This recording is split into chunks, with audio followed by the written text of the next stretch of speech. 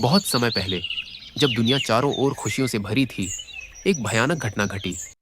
आसमान से बर्फ गिरने लगी, लेकिन यह कोई सामान्य हिमपात नहीं था। यह एक शाप था। एक शाप जिसने पूरी पृथ्वी को सफेद चादर में लपेट लिया। शहर, जंगल, नदियां, सब कुछ जम गया। फसलें नष्ट हो गईं और दुनिया धीरे धीरे नींद में सोने लगी। कोई नहीं जानता था कि यह शाप कैसे आया, लेकिन कुछ बुजुर्गों का मानना था कि यह हिम सम्राट हिमकौल का प्रकोप था। हिमकौल, जो हजारों वर्षों से अंधेरे में सोया था, अब जाग चुका था और उसने दुनिया को बर्फ में बदलने की ठानी थी। उसकी शक्ति इतनी प्रबल थी कि पर्वतों के शिखर भी उसके एक इशारे पर बर्फ में तब्दील हो जाते थे। लेकिन हर अंधेरे समय में एक नायक होता है। इस बार वह नायक था अग्निदेव, एक फायरमैन जिसके अंदर अग्नि का वरदान था। वह केवल आग बुझाने वाला नहीं था, उसके हाथों में दहकती ज्वालाएं थीं, जो उसे धरती का अंतिम रक्षक बनाती थी। अग्निदेव ने अपनी आंखों में जलती हुई ज्वाला के साथ दुनिया को बचाने का संकल्प लिया। उसने अपने गुरुओं से आशीर्वाद लिया और सबसे गर्म ज्वालामुखी की यात्रा की। वहां उसने प्राचीन अग्नि पत्थर को छुआ, जिससे उसकी आग और भी शक्तिशाली हो गई।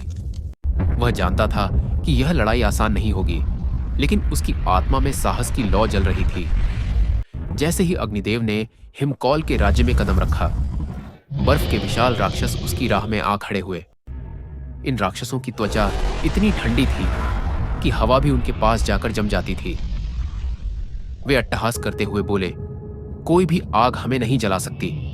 लेकिन अग्निदेव ने हार नहीं मानी। उसने अपनी ज्वालाओं को अपने हाथों से नहीं, बल्कि अपने हृदय से निकाला। उसकी आग न केवल ताप देती थी, बल्कि उसमें जीवित रहने की इच्छा भी जलती थी। एक एक करके उसने उन राक्षसों को राख में बदल दिया।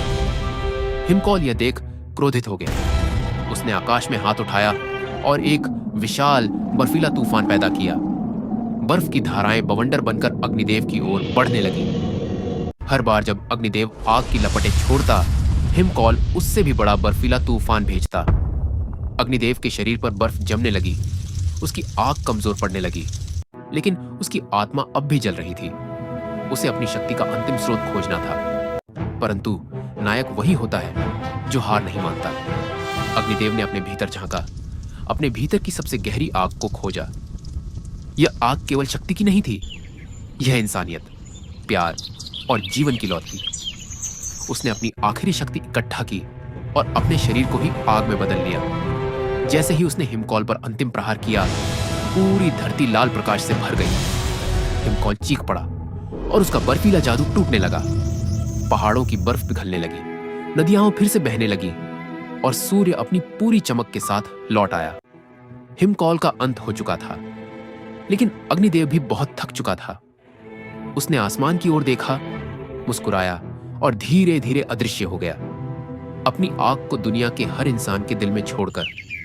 लोगों ने न केवल उसे एक योद्धा के रूप में याद किया, बल्कि एक प्रतीक के रूप में भी, जो हमें सिखाता है कि कोई भी विपत्ति, चाहे कितनी ही कठिन क्यों ना हो, साहस और आत्म बलिदान से जीती जा सकती है। अग्निदेव की आग सिर्फ गर्मी नहीं थी, वह इंसानियत, हिम्मत और संघर्ष की ज्वाला थी, जो कभी बुझती नहीं।